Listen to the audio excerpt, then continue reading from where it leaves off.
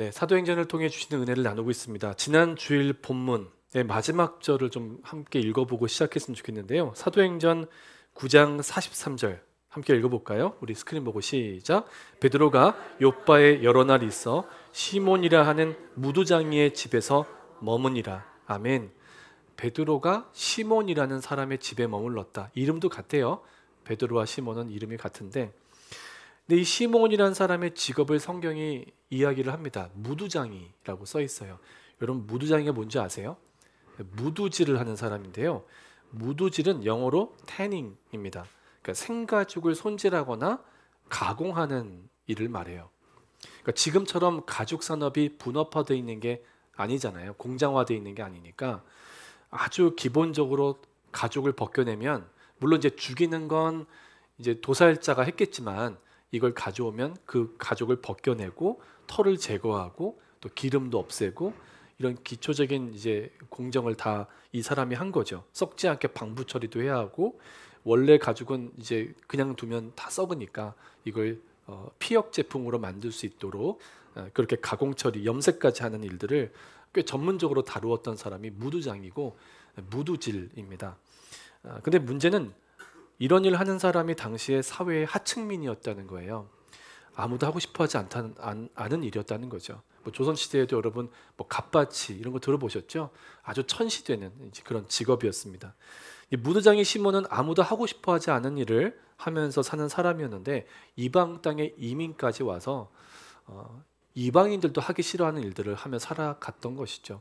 여러분이 이민 와서 여러분이 꼭 원하는 일만 하지는 못하셨잖아요. 그러니까 아마 그런 사연이 있었겠죠. 근데 베드로가 이런 무두장이 시몬의 집에서 한동안 머물렀다는 거, 성경에는 여러 날 머물렀다라고 돼 있어서 며칠 있었나 보다 생각하시겠지만, 제가 자료를 참고하다 보니까 며칠이 아니라요, 최소한 몇 주에서 몇 달을 머문 겁니다. 지난주에 아픈 사람 일어나고 죽은 사람 살려내고 이런 놀라운 이적을 베푼 베드로가 이 시몬의 집에서 아주 오랫동안 머물렀던 거죠. 근데 베드로가 시몬의 집에서, 특히 무두장이었던 사람 집에서 오랫동안 머물렀다. 이건 굉장히 이례적인 일입니다. 보통 일은 아니에요. 전통적으로 유대인은 동물의 시체나 그 피에 접촉하는 일을 굉장히 부정하게 여겼습니다. 죽은 동물과 접촉한 사람과 만나는 일도 굉장히 꺼려했어요. 그거는 그냥 위생적인 문제뿐만 아니라 종교적으로도 부정해진다고 믿었기 때문이거든요. 근데 뼛속까지 유대인인 베드로예요. 율법도 배웠고 뭐 어쨌든 알고 있고 또 그런 문화 속에 살아왔던 베드로가 율법의 엄격한 기준에 의하면 부정한 사람, 무두장의 시몬의 집에 머문 것은 굉장히 의미가 있는 사건입니다. 그리스도인이 되었음에도 베드로 안에는 유대교 시절의 풍습과 문화에 대한 관습이 깊이 있었어요. 여러분도 예수님 믿기 이전에 습관 따라 우리가 살아갈 때도 있잖아요. 그러니까 그리스도인 베드로가 당시에 가장 강력한 사회적 종교적 틀이었던 장벽이었던 유대교를 조금씩 넘어서고 있는 모습을 보여주고 있는 거예요. 그러니까 여러분도 예전에는 나 저 사람 안 볼 거야 했었는데, 그리스도인이 되고 나서는 그 누구라도 차별 없이 만나고 대화를 하고 있다면 여러분도 장벽을 넘어서고 있는 거죠. 이 사람은 절대 안 만난다 이런 분 없으시죠? 네, 아멘이시죠? 표정들이 왜 그러세요? 네, 네, 그런 사람이 없어지는 게 성숙이죠. 교회 안에서도 또 밖에서도 마찬가지입니다. 자, 그리고 이 사건은요, 오늘 본문 사도행전 10장과 절묘히 연결됩니다. 오늘 메시지는 사도행전 10장은 전체를 통과하고 있는데요, 사도행전 10장은 기독교 역사에서 굉장히 중요한 사건을 다룹니다. 이제는 복음이요, 유대인을 넘어 이방인에까지 정말 전달이 됩니다. 그래서 성령의 열매를 맺어요. 놀라운 장면이죠. 예루살렘 교회를 대표하는 베드로가 이방인을 대표하는 코넬리우스에게 복음을 전하고 세례를 줍니다. 이것은 이방인 선교의 문을 사람이 연 것이 아니라 하나님이 여셨다는 걸 보여줘요. 이제는 정말 예수님의 십자가와 부활의 복음이 유대인에게뿐 아니라 아무런 제한 없이 모든 사람에게 주어지는 구원의 소식이라는 사실을 분명하게 드러내는 사건이 바로 사도행전 10장입니다. 자, 오늘 본문에 베드로와 함께 주요 인물로 등장하는 인물이 고넬료라고 하는 사람이에요. 코넬리우스. 이 사람이 이방인의 대표자 역할을 합니다. 자, 그가 살던 가이사랴는요, 주 1세기 대제국이었던 로마가 지배하는 유대 땅의 행정 수도였습니다. 로마 전체에서 5번째로 큰 도시였고요. 치안을 직접 담당해야 하는 군대가 주둔할 정도로, 상시 주둔할 정도로 주요한 도시였습니다. 성경은 고넬료가 이 가이사랴에 주둔 중이었던 이달리아 부대의 백부장이었다라고 얘기를 해요. 학자들은 이때 이달리아 부대가 3,000명 정도의 독립된 부대로 가이사랴에 파견되어 있었던 걸로 봅니다. 어쨌든 로마군을 직접 지휘하는 백부장이었던 고넬료는 100% 이방인이었습니다. 어떤 피도 섞이지 않은 이방인이었는데요. 근데 성경은 이 사람을 굉장히 긍정적으로 평가해요. 10장 1절 2절 말씀을 우리 스크린 보고 같이 함께 읽겠습니다. 시작. 가이사랴에 고넬료라 하는 사람이 있으니 부대라 하는 군대의 백부장이라. 그가 경건하여 온 집안과 더불어 하나님을 경외하며 백성을 많이 구제하고 하나님께 항상 기도하더니. 아멘. 여러분 주목하실 표현이 그가 경건했다는 거예요. 고넬료라는 사람에 대한 성경의 평가는 그가 이방인이었다가 아니라 경건한 사람이었다라는 겁니다. 여기서 경건한이라는 이 형용사는 헬라어로 유세베스인데요. 이 경건한이라고 번역되는 유세베스란 단어를 여러분이 꼭 기억했으면 좋겠어요. 이 유세베스, 경건한이란 말은 화면에 보여드리는 대로 마음의 경외심과 행동의 실천이 일치된 상태를 의미합니다. 여러분도 겉과 속이 같은 사람이 좋죠? 네, 겉과 속이 다르면 정말 싫잖아요. 말하는 거랑 행동이 다른 것도 문제가 있는 거고, 그러니까 기독교에서 말하는 영성이라는 것도 믿음과 행동이 일치하는 상태를 말하거든요. 그러니까 결국 고넬료가 경건했다는 말은 그가 아직 그리스도인은 아니었고 심지어 유대교인도 아니었지만 하나님을 마음에 깊이 경외하는 사람이었고, 그의 그런 하나님 경외함이 두 가지로 나타났다는 거예요. 계속적인 기도 생활, 하나님께 계속 아뢰는 기도 생활과 어려운 사람을 보면 돕는 사랑의 실천이 그의 삶에 나타났다는 거죠. 그러니까 하나님 경외함이 나 하나님 믿어 하고 끝난 게 아니라 계속적으로 하나님을 의지하는 기도 생활로 나타났던 거고요. 나만 생각하지 않고 어려워 보이는 사람을 내 거가 석자야 이러지 않고 도왔다는 겁니다. 이것이 그의 경건함이었다는 거죠. 저는 성경이 고넬료라는 이방인에게 사용한 경건이라는 단어가 유난히 마음이 좀 깊이 묵상이 됐습니다. 지난주에 제가 월화수 3일 동안 시카고의 목회자 세미나에 참석했습니다. 이때 강사로 오신 분이 지형은 목사님이란 분인데요. 아실지 모르겠는데 한국 성결교회의 큰 어른입니다. 이분은 독일 복음대학에서 교회사를 전공한 아주 유능한 학자이면서도 그냥 지적이기만 한 게 아니라 평생 목회를 하셨습니다. 저도 이런 경우는 참 특별했던 것 같아요. 뭐 신학교 가서 평생 교수하셔도 되는 분이요. 아주 큰 교회를 다니면은 목회자로 끝까지 지금까지 목회를 하고 계신데, 이분 강의를 듣다 보니까 이 지영은 목사님의 가장 큰 관심사가 기독교 전통 가운데 가장 중요한 흐름 가운데 하나인 경건주의였습니다. 경건주의는요, 17세기 독일의 루터 교회에서 시작된 신앙운동이에요. 이것은 가장 쉽게 말하면 말씀이 삶이 되는 기독교를 추구한 신앙운동입니다. 그러니까 말씀에 머무르지 않고 성도들의 신앙으로, 삶으로 나타나는 것을 추구했던 신앙운동이에요. 점점 기독교가 교리화되다 보니까 형식화되는 걸 보고 루터란 처치가 말씀이 삶이 되는 걸 추구했던 거죠. 여러분과 제가 성경을 읽고 묵상하는 이유는 단지 성경 읽기나 묵상의 목적이 아니라 내가 읽은 그 성경 속에 하나님의 말씀이 살아있어서 내 삶에 움직여 나타나기를 원하기 때문입니다. 맞죠?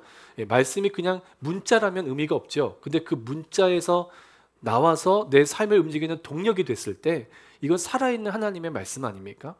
그러니 이렇게 우리에게 주어진 말씀이 또한 나의 삶에 연결되는 것이 기독교 신앙의 가장 본질입니다. 이것이 우리가 콜럼버스 감리교회에서 신앙생활하면서 함께 추구해야 하는 신앙의 방향인 것이죠. 자, 경건하게 살던 고넬료가 어느 날 오후 3시에 한낮에 기도를 합니다. 그래서 환상을 봐요. 꿈이 아니에요. 환상이에요. 그리고 천사를 보내셔서 하나님이 전해주시는 메시지를 받아요. 고넬료가 뭐하고 있다가 환상을 봤다고요? 자다가요? 기도하다가. 여러분, 하나님의 역사는 반드시 기도 시간에 일어납니다. 하나님의 역사가 기도 시간에 일어난다는 건 여러분에게도 저에게도 가장 중요한 건 기도 시간이라는 거죠. 하나님께서 환상 중에 나타난 그 천사를 통하여 고넬료를 칭찬하시는데요. 이때 천사가 참 중요한 표현을 사용합니다. 4절 말씀 같이 함께 화면 보고 읽겠습니다. 시작. 고넬료가 주목하여 보고 두려워 이르되 주여 무슨 일이니까? 천사가 이르되 내 기도와 구제가 하나님 앞에 상달되어 기억하신 바가 되었으니. 아멘. 여러분 꼭 밑줄 그어 놓으세요. 기억하신 바가 됐다. 하나님이 너의 기도와 구제를 정확히 기억하신다라고 얘기하거든요. 천사가. 여기서 하나님이 기억하신다라고 써놓은 이 말을 영어 성경이 원어의 의미에 맞게 잘 번역했는데 헬라어로 무네모시라고요. 기억하신 바 됐다. 이 말을 영어 성경은 화면으로 이렇게 보여드립니다. A memorial offering before God이에요. 그러니까 하나님 앞에 기억되는 제물. 이 고넬료가 했던 기도와 선행이 하나님 앞에 기억되는 제물로 바쳐졌다는 거죠. 그러니까 하나님이 우리의 기도들과 믿음의 행위들, 특히 사랑이 동기가 되어 나오는 말과 행동들을 마치 무엇과 같이 받으셨다? 제사의 제물처럼 받으셨다는 거죠. 그리고 그걸 기억하신다는 거예요. 그리고 그 제물을 받으신 하나님은 어떻게 내가 응답할까 하고 움직이시는 하나님이시라는 거죠. 그러니까 저는 저와 여러분이 이 말씀을 통해 좀 더 앞으로도 기도할 힘을 좀 얻었으면 좋겠습니다. 그리고 좀 더 사랑하며 살아갈 힘도 얻었으면 좋겠어요. 이 말은 우리가 우리의 어떤 선한 행위들로 하나님의 인정을 좀 받아보자 이런 말이 아닙니다. 우리가 하나님 앞에서 하는 모든 기도와 선행이 헛되지 않다. 이걸 우리가 알자는 거죠. 하나님이 다 보고 계시다는 겁니다. 아신다고 하는 거고요. 기억하신다는 거예요. 때로는 우리가 신음처럼 올려드리는 그 눈물의 기도 한 자락이 우리가 그래도 세상 사람과 다른 게 사랑하며 사는 성도인 건데 어떻게든 예수님처럼 사랑하며 살고 싶다. 이 몸부림을 치면서 주님, 저한테 사랑할 힘이 없으니까 저한테 사랑할 마음 좀 부어주세요. 이렇게 몸부림 치면서 행했던 그 말 한마디, 그 행동 하나를 하나님이 정확히 기억하신다. 이걸 여러분 잊지 말자는 거죠.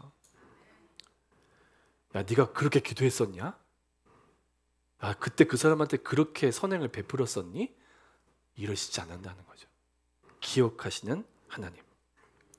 더 중요한 건 내가 드린 기도 이상으로, 내가 베푼 선행 이상으로 하나님이 나에게 갚아주시고 부어주신다는 겁니다. 이건 참 놀라운 하나님의 은혜죠. 이것만 분명히 알아도 그 사람이 내 마음 알아주지 않는다고 섭섭해하지 않습니다. 하나님이 아시니까요. 여러분 이 메시지를 꼭 붙잡으시길 축복합니다. 천사가 고넬료에게 환상 중에서 말합니다. 사람들을 욥바로 보내라. 베드로를 청하여 오라. 고넬료는 그 명령에 순종하죠. 그래서 하인 중에 둘, 부하 중에 경건한 사람을 골라다가 3명을 베드로에게 보냅니다. 그런데 이 사람들이 다음날 베드로에 가까이 왔을 때 마침 베드로가 지붕에 뭐하러 올라갑니까? 기도하러 올라가요. 아까 제가 말씀드렸죠. 하나님의 역사는 항상 기도 시간에 이루어진다. 지금 당시 집들의 지붕은 지금의 집들 지붕과 달리 평평했습니다. 기도하기 좋은 장소였어요. 베드로가 기도하러 올라간 때가 언제였냐면 정오 12시쯤. 보통 유대인들은 오전 9시, 오후 3시, 그리고 해질 때쯤 저녁 6시 3번 기도하거든요. 여러분 몇 번 기도하세요? 계속 기도하신다고요? 네. 근데 베드로는 정해진 유대인의 시간을 따라 기도했다기보다는 정오 12시, 어떻게 보면 좀 엉뚱한 시간에 지붕으로 올라갑니다. 이걸 두고 어떤 사람들은 베드로가 아침에 기도 시간을 놓친 거야 이렇게 얘기하기도 하고, 당시에 가장 독실한 유대인은 정오에도 기도했다 이렇게 설명하기도 해요. 근데 중요한 건 그건 알 수 없는 거고, 가장 중요한 건 베드로가 정오 12시 아무도 기도하지 않을 것 같은 그 시간에 지붕으로 올라가게 하신 건 하나님이었던 거죠. 하나님이 기도를 시키셨다는 겁니다. 여러분 하나님이 기도시키실 때 기도하시기를 축복합니다. 정말 이 정오쯤에 기도하러 올라갔는데요. 그렇죠. 배고프죠. 베드로가 시장길을 느낍니다. 그래서 밥 좀 해주세요 하고 밥 차려줄 때까지 기다리다가 환상을 봅니다. 배고파서 환상 본 게 아니에요. 하나님이 환상을 보여주신 거예요. 근데 굉장히 드라마틱해요. 여러분도 이 환상을 아시는 분들 많으실 텐데요. 하늘이 열리더니 큰 그릇이 내려와요. 근데 거기에 맛있는 음식이 좀 담겨 있으면 좋겠는데 그 안에 온갖 짐승들이 우글거리고 있는 거예요. 하나같이 율법으로 먹으면 안 되는 짐승들입니다. 그런데 하늘에서 음성이 들려요. 베드로야, 일어나서 잡아먹어라 그래요. 베드로가 기겁을 하죠. 안 됩니다. 저 어렸을 때부터 그런 거 먹어본 적 없어요. 더러운 짐승을 제가 어떻게 먹어요? 이렇게 대답을 한 거죠. 그러자 하늘에서 음성이 또 들립니다. 15절인데요. 우리 스크린 보고 같이 함께 읽겠습니다. 시작. 또 두 번째 소리가 있으되 하나님께서 깨끗하게 하신 것을 네가 속되다 하지 말라 하더라. 뭐라고 하셨어요? 내가 깨끗하게 했어. 이렇게 말씀하시는 거예요. 사람이 볼 땐 굉장히 더럽다고 하는데 하나님은 내가 깨끗하게 했어 라고 말씀을 하시는 거죠. 일어나 먹어. 더러워서 못 먹어요. 내가 깨끗하게 했다니까? 이걸 3번 반복한 겁니다. 환상 중에. 환상에서 깨어난 베드로는 우리가 꿈꾸고 일어나면 어떤 생각해요? 이게 뭐지? 이게 도대체 무슨 꿈이지? 라고 생각하잖아요. 이 환상이 뭘까? 정확히 알 수가 없는 거예요. 근데 마침 그때 고넬료가 보낸 세 사람이 시몬의 집에 다다른 겁니다. 그러니까 베드로는 어떻게 생각했을까요? 하나님이 뭔가를 하시려고 하는구나 하고 욥바를 떠나서 가이사랴로 가요. 그때 고넬료가 베드로를 어떻게 맞이했는지 성경은 이렇게 표현합니다. 24절, 25절 스크린 보고 같이 함께 읽을게요. 시작. 이튿날 가이사랴에 들어가니 고넬료가 그의 친척과 가까운 친구들을 모아 기다리더니 마침 베드로가 들어올 때 고넬료가 맞아 발 앞에 엎드려 절하니. 아멘. 고넬료가요 혼자 기다린 게 아니라 다 불렀어요. 여러분 좋은 일 있으면 부르고 싶잖아요. 혼자 베드로를 맞이하지 않고요 친척들과 친구들을 다 모아서 기다리다가 베드로가 딱 오니까 어떻게 엎드려요.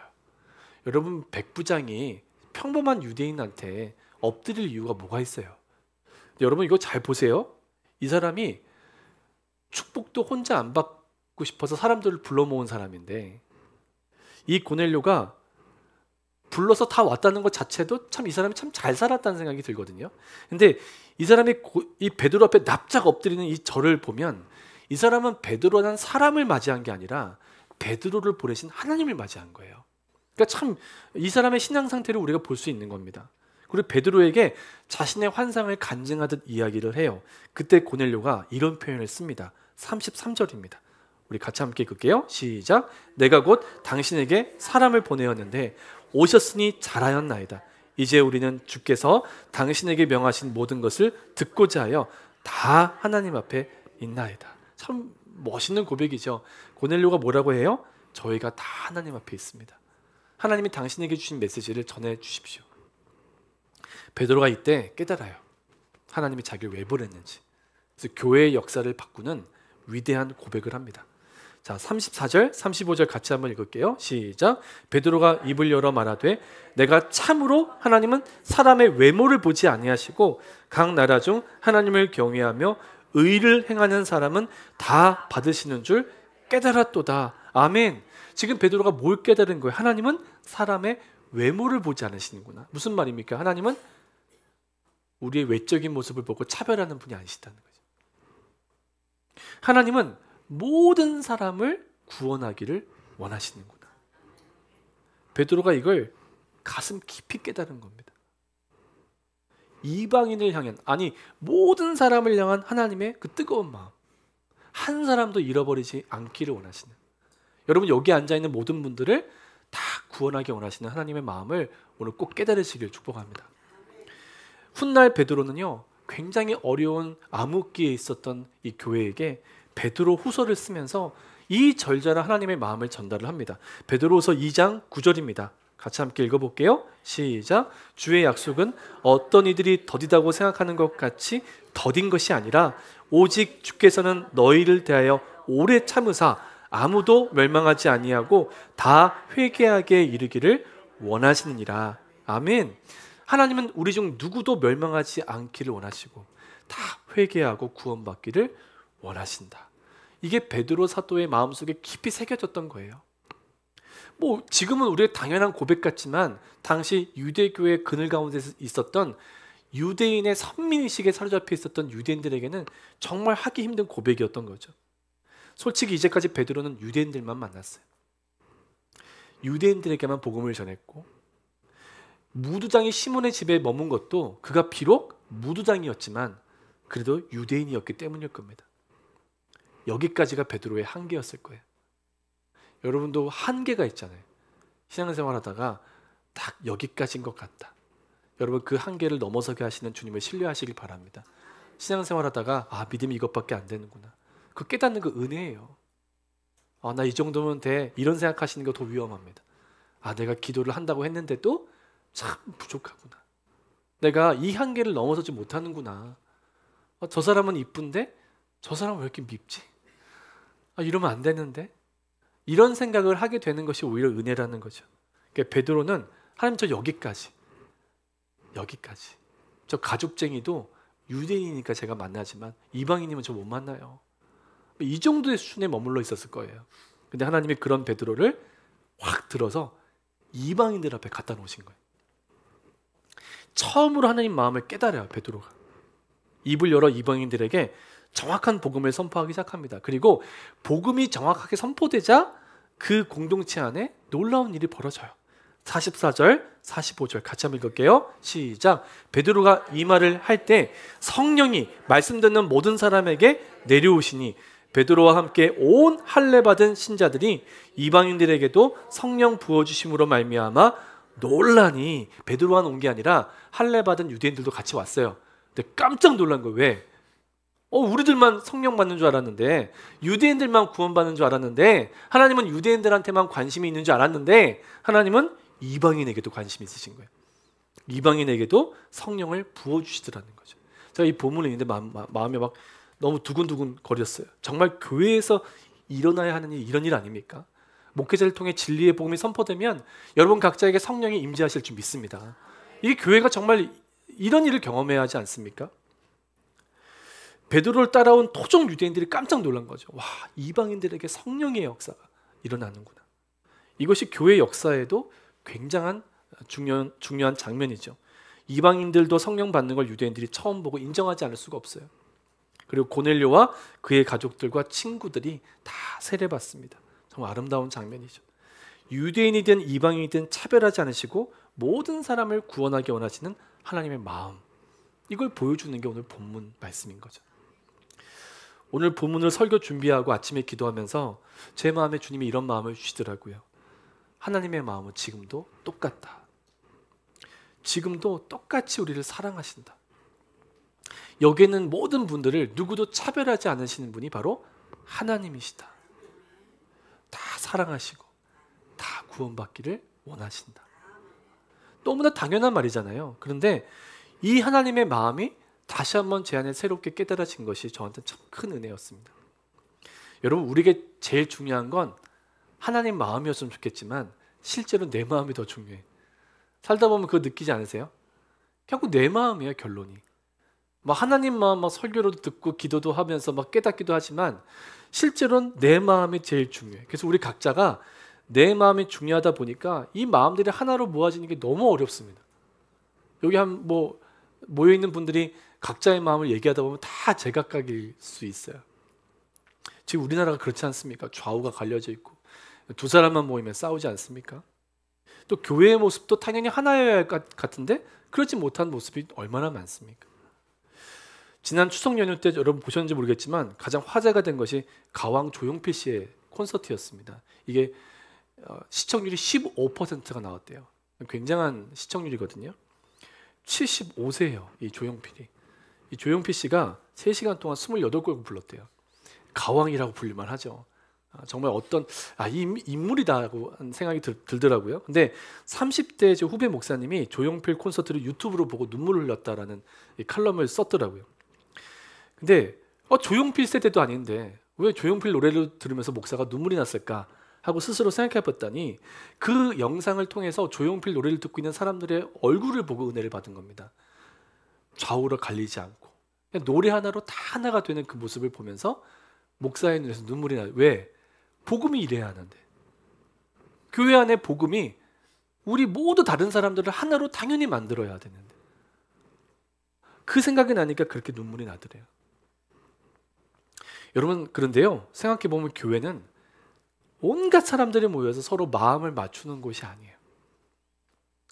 여러분 마음을 맞추는 건 사실은 불가능합니다. 여러분도 가끔 그러시죠? 목사님 마음 내 마음 같지가 않아. 안 맞아, 안 맞아. 로또야, 로또. 뭐 부부도 안 맞지만 여러분 서로도 그런 마음 같잖아요. 뭐 친교하시다가 뭐 교회 행사하다가 진짜 안 맞아. 속장하고 나하고도 안 맞아. 목사하고 나하고도 안 맞아. 뭐 여러분만 그런 생각 하시는지 모르지만 저도 그런 생각 할 때 있습니다. 권사님 내 마음 안 맞아. 왜 이렇게 내 마음 몰라주지? 서로 자기 마음만 알아달라고 해요. 여러분, 교회는요, 서로 마음을 맞추는 곳이 아니라 하나님의 마음에 우리의 마음을 맞추는 곳이에요. 그 신앙은 정렬되어져야 해요. 튜닝이 돼야 한다고요. 여러분이 갖가지 비틀어진 삶의 모습들이 있거든요. 근데 교회 와서 세상에서 내가 품었던 마음 가지고 막 토해내기 시작하면요, 맨날 싸울 뿐이에요. 은혜 받는 것 같지만 진짜 예배는 요 예배 딱 끝나고 친교실에서 드러납니다. 여러분의 말, 행동, 그게 진짜예요. 지금은 다 거룩해 보이시잖아요. 다 경건해 보이거든요. 근데 실제로 친교실에 혹은 속회 모임에서 여러분의 진짜 모습이 나타나요. 가정에서, 특히 자녀 앞에서, 손자 손녀들 앞에서. 여러분의 마음과 제 마음이 서로 맞추어지는 게 아니에요. 여러분과 저의 마음이 하나님의 마음에 맞추어져야 돼요. 이게 진짜 교회라는 거죠. 제가 요즘에 여러분 뭐 건축을 위해 기도를 많이 하시겠지만 뭐 땅을 사서 하든 우리 교회에 작은 건물을 짓든 혹은 미국 교회 건물을 찾든 여러 가지 방법이 있어서 여러 가지 시도를 하지만 제가 기도하다가 마음에 굉장히 어두움이 있었어요. 한 가지 어두움은 우리 교우들 마음에 다 나뉘어지면 어떡하나. 이거에 대한 두려움이 제가 사실은 있었거든요. 근데 제가 이 본문으로 설교를 하면서 또 준비하면서 하나님, 우리 교우들의 마음과 제 마음이 서로 맞추기는 어려울 것 같은데 우리 마음이 하나님의 마음을 깨닫는 과정을 겪게 해주시고 하나님의 마음에 맞추어지는 과정이 이 건축 과정이 되게 해주십시오. 이런 기도가 나오더라고요. 전 사실 여러분이 이렇게 막 앞에 누가 앉기만 해도 앞이 잘 안 보이는 이런 예배실보다 좀 넓은 데서 마음껏 예배했으면 좋겠다. 그게 사실 건축에 대한 첫 마음이었던 것 같고요. 최근에 제 방에는 뭐 뱀도 들어오고 쥐도 들어오고 뭐 난리도 아니지만 정말 우리가 이 건물이라는 게 본질은 아니죠. 그러나 이 본질에 담겨지는 이 건물에 담겨질 앞으로의 우리의 미래의 모습을 함께 꿈꾸고 싶은데 우리 각자의 마음보다는 하나님의 관점에서 하나님의 마음에서 이것들을 품어야 하지 않겠나. 이런 생각 요즘 많이 하게 됩니다. 여러분도 좀 같이 기도해 주세요. 우리 각자의 마음이 하나님께 맞추어지기를. 여러분은 혹시 여러분을 향한 하나님의 마음을 늘 아십니까? 하나님 여러분 보면서 어떤 마음 갖고 계실까요? 나는 미워하실 것 같아. 나한테는 마음이 없으신 것 같아. 나만 덜 사랑하시는 것 같아. 여러분, 아닙니다. 하나님 마음 모르시는 거예요. 제가 지난 주간 계속 들었던 찬양이 오늘 아침에도 들었는데 사랑한다 말하시네 라는 찬양이에요. 여러분 꼭 오늘도 돌아가면서 들어보세요. 기프티드라는 예배팀의 찬양인데요. 정말 복음 자체이더라고요. 가사가 이렇습니다. 아무런 자격도 없는 나를 위해, 아무런 소망도 없는 나를 위해 사랑한다, 사랑한다, 사랑한다 말하시네. 여러분, 지금도 주님은 여러분에게 사랑 고백을 하고 있는 거 아십니까? 사랑한다. 자격도 없죠. 소망도 없어요. 솔직히 우리 모습 보면. 그런데 주님은 계속해서 우리에게 찾아와서 말씀하고 계신 거죠. 사랑한다고. 눈앞에 보이는 상황 때문에 절망하고 우리 자신의 모습 때문에 실망할 때가 많지만 여러분, 주님의 마음을 깨달으셔야 합니다. 우리가 어떤 모습이어도 주님은 여전히 사랑한다고 말씀하고 계신 거죠. 나를 향한 하나님의 마음을 아는 것도 중요하지만 여러분 옆에 있는 다른 성도들, 또 가족들, 또 세상에 아직 하나님을 모르는 분들을 향한 하나님의 마음도 아셔야 합니다. 지난번에 제가 여러분과 함께 하나님 앞에 이 약속은 합시다 라고 했던 거 기억나세요? 저 사람은 절대 교회 오면 안 돼. 저 사람 우리 교회 오면 절대 안 돼. 이런 말은 앞으로 다시는 하지 맙시다. 저 사람은 우리 교회에 있으면 안 돼. 나가야 돼. 이런 말도 정말 하면 안 됩니다. 왜 그렇습니까? 하나님의 마음을 안다면 그런 말 못합니다. 저는 베드로가 고넬료 앞에서 하나님의 마음을 깊이 깨닫게 된 게 너무 귀해 보입니다. 이것이 우리의 모습이어야 되죠. 베드로는 주님이 자기에게 찾아와 주신 건 자기가 유대인이기 때문이 아니라 자신을 존재로 사랑하셨기 때문이라는 걸 깨달은 겁니다. 이방인도 귀하게 여기신 하나님의 마음은 존재 자체로 우리들을 사랑하시는 하나님의 마음이었다는 거죠. 사랑하는 여러분, 하나님은 나를 사랑하시고요, 우리 모두를 사랑하세요. 하나뿐인 아들 내어주실 정도로 사랑하시는 거예요. 그러니 나는 사랑하지 않으시는 것 같아 라고 말해서도 안 되고, 저 사람은 우리 교회에 있으면 안 돼 라는 말도 하시면 안 되는 거예요. 제 생일날 제 딸이 카드에다 쭉 이렇게 한글로 좀 쓰면 좋겠는데 영어로만 이렇게 썼더라고요. 근데 거기 끝에 이렇게 써 있었어요. No matter what happens, you matter most. 어떤 일이 있어도 아빠가 가장 소중해요. 누구 딸이에요? 네. 근데 저는 하나님이 이 자리에 저와 여러분에게 똑같이 말씀하고 계시다고 믿어요. No matter what happens, you matter most. 어떤 상황이 벌어져도 네가 가장 소중해. 하나님의 마음이라는 거죠. 하나님의 마음의 뜨거움을 여러분 이 시간 좀 경험하셨으면 좋겠습니다.